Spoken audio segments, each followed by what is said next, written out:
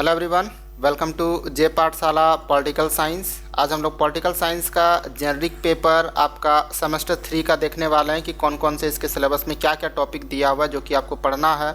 और ये आपका है कॉम्परेटिव गवर्नमेंट एंड पॉलिटिक्स, यानी तुलनात्मक सरकार और राजनीति से संबंधित।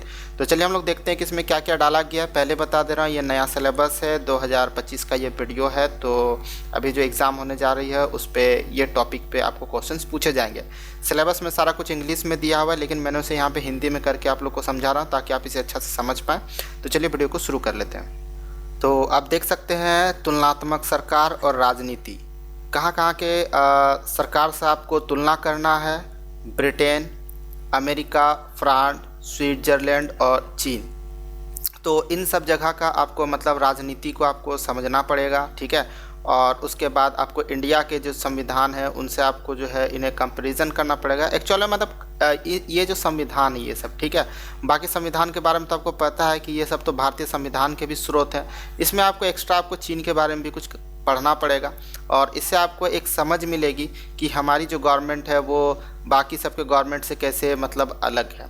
तो टॉपिक इसमें जो रहने वाले हैं वो है आपका तुलनात्मक राजनीति का आपको अर्थ समझना है, प्रकृति समझना है, इसका क्षेत्र समझना है।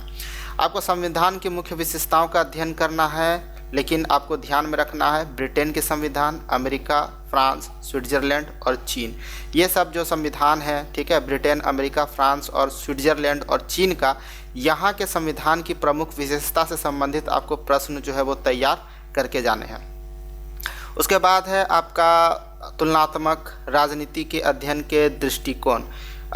इसका आप प्रणाली, सिद्धांत और रचनात्मक कार्यात्मक जो भी दृष्टिकोण है, ठीक है, यानी इसके अध्ययन के कौन कौन से दृष्टिकोण हैं।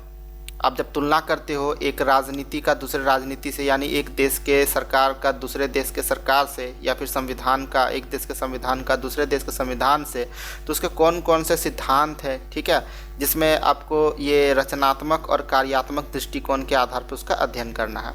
फिर आपको संघीय और एकात्मक प्रणाली जो है उसको आपको समझना है। जैसे कि भारत का संघीय है, तो एकात्मक प्रणाली क्या होता है राजनीति का, वो आपको जानना है, उससे संबंधित आपको प्रश्न पढ़ करके जाने हैं। इसके अलावा आपको संवैधानिक ढांचे यानी कार्यपालिका की जो समझ है उसको आपको बढ़ाना है, विधायिका की समझ को बढ़ाना है, न्यायपालिका ये सब के समझ को बढ़ाना है, संवैधानिक संशोधन की प्रक्रिया, इन सब को भी आपको जानना है। लेकिन ध्यान रहे, पहले ही बता दे रहा हूँ, ये आपको एक टॉपिक दे दिया है कि आपको ब्रिटेन, अमेरिका, फ्रांस, स्विट्ज़रलैंड और चीन के कॉन्स्टिट्यूशन यानी संविधान को ध्यान में रखते हुए इन सब का अध्ययन करना, इन सब से संबंधित आपको प्रश्न करने हैं। तो यह है आपका जो भी सिलेबस है उसे मैंने हिंदी में आप लोग को समझा दिया है। चैनल पे आप नए हो तो चैनल को सब्सक्राइब जरूर कर लीजिएगा, जे पाठशाला पॉलिटिकल साइंस को। और अगर आपको कोई जानकारी छूट गया आपके लिए तो आप कमेंट जरूर कीजिएगा। चैनल को सब्सक्राइब करना मत भूलिएगा। फिर से मिलते हैं एक नए वीडियो के साथ, तब तक के लिए धन्यवाद। जय हिंद, जय भारत।